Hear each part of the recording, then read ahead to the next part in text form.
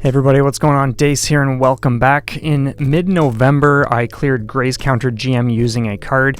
This might be the world's first bullet hell cleared using a card, but it's not the kind of card you might think. The one you see here is just for size comparison and to assist with the reveal, because what I actually used to pull off this clear is the FightCard by OmniArcade, a credit card sized controller, as you can see. If you've never heard of OmniArcade before, it's a two-person team consisting of Layershift and Mirzon. Not sure how that's pronounced, but either way, they met on Reddit and made the Odin, which I'll share a picture of that, then started making other stuff afterward. Layer sent me one of these, so a huge thanks for that, I really appreciate it. So let's take a brief look at what we've got here, how the fight card works, the cost, and my thoughts on using it so far to clear Gray's Counter GM. The fight card is 3D printed and runs GP2040. The bottom panel can easily be removed to access the PCB, which you would remove if switching to different colored buttons. It's got a nice textured exterior, and while it's not recommended to do so, it can survive a ride in the washing machine, according to Layershift. So if you've been playing dirty, just chuck this in with the next load and you're good to go. The controller weighs 28.5 grams and measures about 85 millimeters across, 53 millimeters deep, and 6 millimeters thick, but with the button height, it's pushed to 7 millimeters. As you can see, we have a D-pad and 6 action buttons. You can attach a lanyard and wear it around your neck or whatever else you might want to do with it in terms of transportation and overall swag. At the back, we have a USB-C port, which is the only port on here, and if we examine the rest of the controller, we can see that there are no side buttons, toggles, or anything else. Inputting functions like start, select, home, etc. are handled with hotkeys. It's a simple yet creative way to limit how many buttons are needed on the controller. It may initially feel awkward, but it's a fair enough compromise given the controller's size and button count.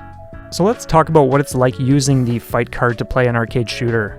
In Gray's Counter GM, I have K1 as my fire button, P2 as my Gray's Counter ability, and P1 for brake. I didn't actually use the slower ship speed function, but set it to P3 so that if I ever needed to rely on it, I could simply shift both top row fingers over and have my index finger free to cover brake and Gray's Counter while maintaining the slow movement with my middle finger. The D-pad helps it feel more intuitive for the kind of movements you perform in shmups. I think the only thing requiring an adjustment was playing with 3 fingers together and more vertical than resting with a slant. You don't have to position your fingers this way, I just found it to be a little more to my liking. Even though I didn't have my hand in a more relaxed position, it didn't feel cramped or uncomfortable. As for the in-game experience, it was neat seeing how well the controller held up in a bullet hell framework. The resource-generous nature of Gray's Counter GM serves as an excellent testing ground to experiment with such a small controller, and because GCGM has more of a casual gameplay flow, it was a lot of fun jumping into something like this with the fight card. You could certainly use it to play more demanding games, but I find when you have less to focus on in the game, you can pay closer attention to how well you and the controller interact, and I think that's really important when you want to just get a feel for something at first. Whether I was soaking up charge while grazing, tap dodging during hectic boss fights, or point blanking larger enemies, the fight card worked great. So overall, the experience was smooth. In short bursts, I think older arcade shooters that don't have auto-fire would also be fine because you could hold it like a regular pad. I don't think you'd really want to tap on repeat if all your fingers were above the surface. And the moment you do start having more than just your shot and bomb, that's when you'll likely hold your entire hand over the top of the controller for greater coverage.